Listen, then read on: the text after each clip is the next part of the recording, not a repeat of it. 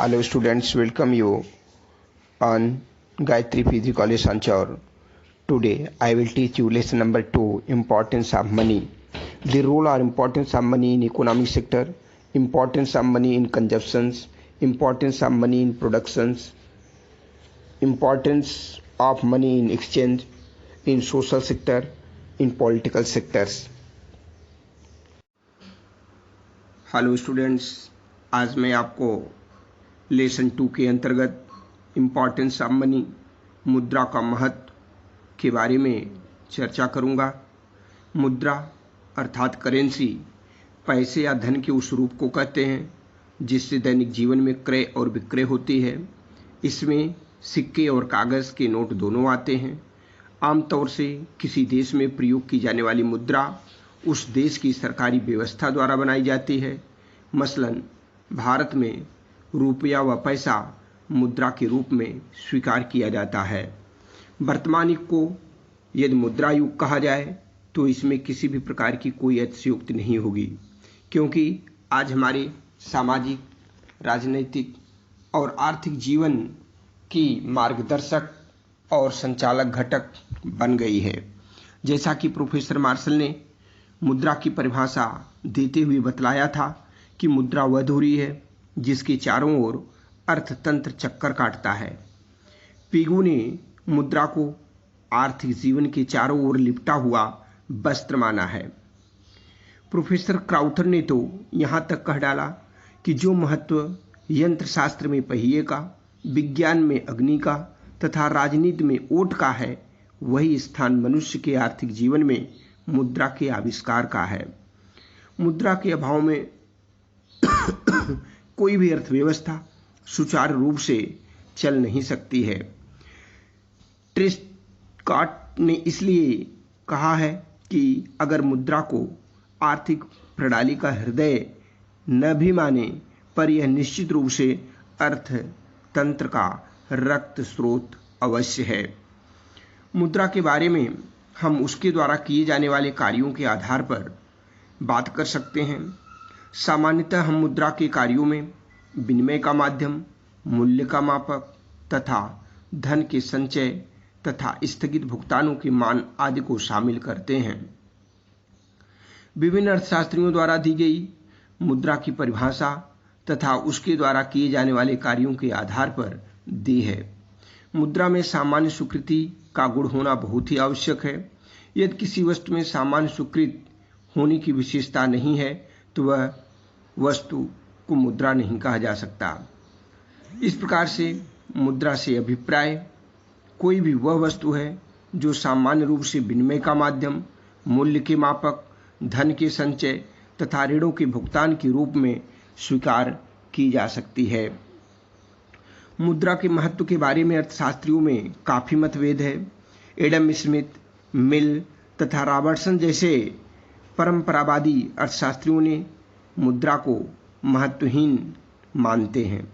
Adam Smith ने मुद्रा की तुलना एक सड़क से की है जो स्वयं एक घास का तिनका भी उत्पन्न नहीं कर सकती। जे.एस. मिल, जॉन स्टुअर्ट मिल के अनुसार आधुनिक अर्थतंत्र में मुद्रा से कम महत्व की कोई वस्तु नहीं है। यह केवल श्रम और समय की बचत मात्र है। रॉबर्टसन के अनुसार मुद्रा इतना महत्वपूर्ण विषय नहीं है जितना अक्सर मान लिया जाता है, फिर भी यह अर्थशास्त्र का एक रोचक एवं महत्वपूर्ण अंग है।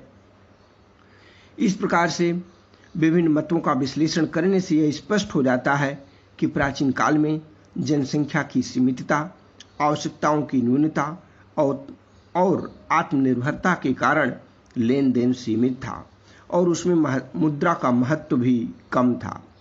लेकिन आज की जटिल, व्यापक तथा विशिष्ट अर्थव्यवस्थाओं में तथ्यों की अवहेलना करके कल्पना लोक में विचरण करना तर्क संगत प्रतीत नहीं होता। आज मुद्रा मानव की आर्थिक गतिविधियों को हर कदम पर, हर पहलू पर और हर क्षण प्रभावित करती है। इस प्रकार से इस संदर्भ में हम यह कह सकते हैं कि यद्यपि मुद्रा रामबाण औसत तो नहीं है, पर उचित रूप से नियंत्रित मुद्रा प्रणाली उत्पादन, रोजगार तथा वास्तविक आय में वृद्धि के उद्देश्यों की प्राप्ति में एक शक्तिशाली घटक है। अतः प्रश्न यह नहीं है कि मुद्रा का महत्व कहाँ है, बल्कि प्रश्न यह है कि मुद्रा का महत्व कहाँ नहीं है। मानव जीवन के सभी क्षेत्रों में मुद्रा का बोलबाला है। इस प्रकार से मुद्रा के महत्व को निम्न प्रकार से हम व्यक्त कर सकते हैं। द रोल और importance of money in economic sector. आर्थिक क्षेत्र में मुद्रा की भूमिका, महत्व अथवा उसके लाभ को व्यक्त कर सकते हैं। वर्तमान समय में मुद्रा इतनी आवश्यक तथा महत्वपूर्ण हो गई है कि मुद्रा के गुण दोषों का अध्ययन ही अर्थशास्त्र के अध्ययन का प्रमुख विषय बन गया है। मुद्रा के महत्व को हम निम्नलिखित 3 भागों में बांट सकते हैं। आर्थिक क्षेत्र में मुद्रा का प्रत्यक्ष महत्व। मुद्रा आधुनिक बाजार व्यवस्था का आधार, आर्थिक क्रियाओं का प्रेरक, उपभोग का नियंत्रक तथा रोजगार का निर्धारक तत्व है। मुद्रा ही उपभोग, उत्पादन, विनिमय, वितरण तथा राजस्व की क्रियाओं का संचालन करती है। अतः आर्थिक क्षेत्र में मुद्रा एक अच्छी सेविका, सर्वेंट के रूप में सेवाएं प्रदान करती हैं। इसे मुद्रा के गुण कहा जा सकता है। उपभोग के क्षेत्र में मुद्रा का महत्व। Importance of money in consumption. अर्थशास्त्र में अगर किसी व्यक्ति के पास मुद्रा नहीं है तो वह अपनी इच्छानुसार वस्तुएं नहीं खरीद सकता। व्यक्ति को जो आय काम करने से प्राप्त होती है वह मुद्रा के रूप में होती है और इसी आय को वह अपनी इच्छानुसार खर्च करके अधिकतम संतुष्टि प्राप्त कर सकता है। एक उपभोक्ता विभिन्न वस्तुओं अपनी आय को इस प्रकार खर्च करता है कि वस्तुओं में मिलने वाली उपयोगिता उनकी कीमत के बराबर हो जाए। इस प्रकार से हम कह सकते हैं कि उपभोक्ता की प्रभुसत्ता स्वतंत्र बाजार में, अर्थव्यवस्था में उपभोक्ता मुद्रा के द्वारा अपने क्रय व्यवहार से उत्पादन की मात्रा, प्रकृति तथा उसकी गुणवत्ता का निर्देशन देकर अर्थव्यवस्था पर अपनी संप्रभुता बनाए रखता है। इसी कारण उसे बाजार का बादशाह कहा जाता है। मुद्रा के उपयोग से उपभोक्ता समसीमांत उपयोगिता नियम का पालन करते हुए अधिकतम संतुष्टि प्राप्त करता है। उपभोक्ता मुद्रा के उपयोग से कई प्रकार की वस्तुओं एवं सेवाओं के उपभोग से अपने जीवन स्तर को ऊंचा उठा सकता है। उसे विभिन्न वस्तुओं के उपभोग का अवसर भी उपलब्ध होता है। मुद्रा के उपभोग से उपभोक्ता अपने वर्तमान एवं भावी उपभोग में सामंजस्य स्थापित कर सकता है। उत्पादन के क्षेत्र में महत्व। Importance of money in production. मुद्रा के द्वारा ही उत्पादन में वृद्धि, विविधता, विशिष्टीकरण, कम से कम लागत पर अधिकतम उत्पादन संभव होता है। उत्पादन के क्षेत्र में यदि उत्पादक के पास मुद्रा है तो वह बड़े पैमाने पर उत्पादन कर सकता है। उत्पादन के क्षेत्र में मुद्रा महत्वपूर्ण भूमिका निभाती है। उत्पादक उसी वस्तु का उत्पादन करता है जिसकी बाजार में मांग हो, तभी वह अपने लाभ को अधिकतम कर सकता है। अधिकतम लाभ प्राप्त करने के लिए प्रत्येक साधन की सीमांत उत्पादकता तथा साधनों को मुद्रा के रूप में दी जाने वाली साधन कीमत का अनुपात भी बराबर होना चाहिए। इस प्रकार से प्रोफेसर बिन्हम के अनुसार विशिष्टीकरण पर आधारित आज का आर्थिक जीवन मुद्रा के बिना असंभव है। मुद्रा के माध्यम से विनिमय द्वारा, क्रय विक्रय द्वारा ही श्रम विभाजन तथा विशिष्टीकरण की पद्धति अपनाई जा सकती है। उत्पादन में मुद्रा के द्वारा ही प्रतिस्थापन नियम लागू किया जा सकता है तथा समसीमांत उत्पत्ति नियम के आधार पर साधनों का आदर्श संयोग बैठाया जा सकता है। मुद्रा में वर्तमान आय को बचाकर भविष्य में उपभोग की संग्रह शक्ति और मुद्रा में सर्वग्राहिता के गुण के कारण इस बचत का उपयोग अधिक उत्पादन के लिए विनियोग एवं पूंजी निर्माण में संभव हो सकता है। अगर मुद्रा न हो तो बचत, विनियोग और पूंजी निर्माण के अभाव में आधुनिक बृहद उद्योगों का निर्माण असंभव हो जाता है। मुद्रा के कारण उत्पत्ति के विभिन्न साधनों, भूमि, पूंजी, श्रम, प्रबंध एवं साहस में गतिशीलता बढ़ती है। इन साधनों का मूल्य मुद्रा में व्यक्त किया जाता है और ये साधन अधिक मौद्रिक आय की खोज में एक उपयोग से दूसरे उपयोग में तथा एक स्थान से दूसरे स्थान पर स्थानांतरित होते हैं। इस गतिशीलता से साधनों का आदर्श संयोग भी बना रहता है। मुद्रा में ही वस्तुओं और सेवाओं का भाव व्यक्त किया जाता है, अतः कितने मूल्य पर किस वस्तु की कितनी मात्रा मांगी जाएगी का पता मुद्रा से ही चलता है। अर्थात भावी मांग का अनुमान लगाने तथा उत्पादन की मात्रा का निर्धारण करने में मुद्रा बहुत ही सहायक है। विनिमय के क्षेत्र में महत्व। वस्तु विनिमय प्रणाली में हम प्रत्येक वस्तु की कीमत तथा लागत का अनुमान नहीं लगा पाते थे, परंतु जब से मुद्रा का आविष्कार हुआ है तब से मुद्रा ने वस्तु विनिमय प्रणाली के दोषों को दूर कर दिया है। मुद्रा के द्वारा हम प्रत्येक वस्तु की कीमत, लागत तथा उत्पादक की आय को अनुमान लगा सकते हैं। वर्तमान समय में मुद्रा का विनिमय के क्षेत्र में बहुत ही अधिक महत्व है।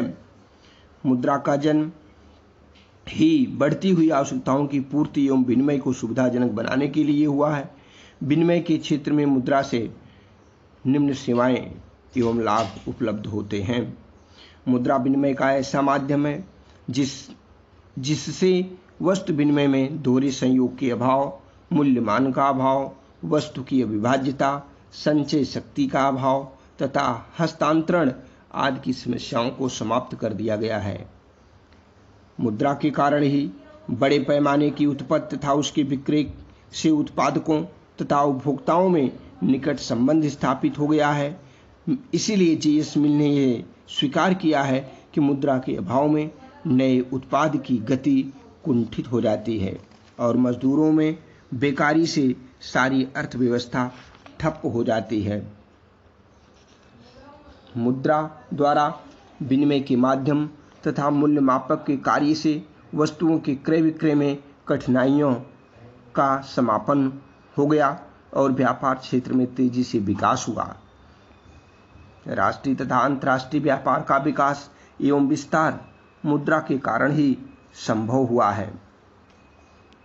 मुद्रा एक ऐसी वस्तु है जिसमें सभी वस्तुओं और सेवाओं का सर्वग्राही मूल्य व्यक्त किया जाता है, अर्थात मुद्रा ही सामान्य मूल्य मापक है। अतः मुद्रा मूल्य निर्धारण का एक आधार है। व्यापार के क्षेत्र में महत्व। मुद्रा के विकास के कारण अंतर क्षेत्रीय तथा अंतर्राष्ट्रीय व्यापार में बहुत अधिक वृद्धि हुई है। वस्तु विनिमय प्रणाली में व्यापार करते समय हमें बहुत सारी कठिनाइयों का सामना करना पड़ता था और हमारे व्यापार के क्षेत्र बहुत सीमित होते थे। मुद्रा के विकास के कारण उत्पादन का यह पैमाना भी बढ़ गया। उत्पादन अधिक होने से बाजारों का विकास हुआ और अंतर क्षेत्रीय तथा अंतर्राष्ट्रीय व्यापार का आकार बढ़ गया, जिससे वस्तु विनिमय प्रणाली की सारी समस्याएं समाप्त हो गई। वितरण के क्षेत्र में महत्व।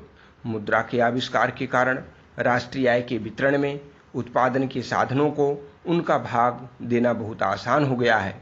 मुद्रा के रूप में पूंजी को ब्याज, श्रम को मजदूरी, भूमि को लगान तथा उद्यमी को लाभ देना सरल होता है। वस्तु विनिमय प्रणाली में उत्पादन के साधनों को उनका भाग देना इतना सरल काम नहीं था।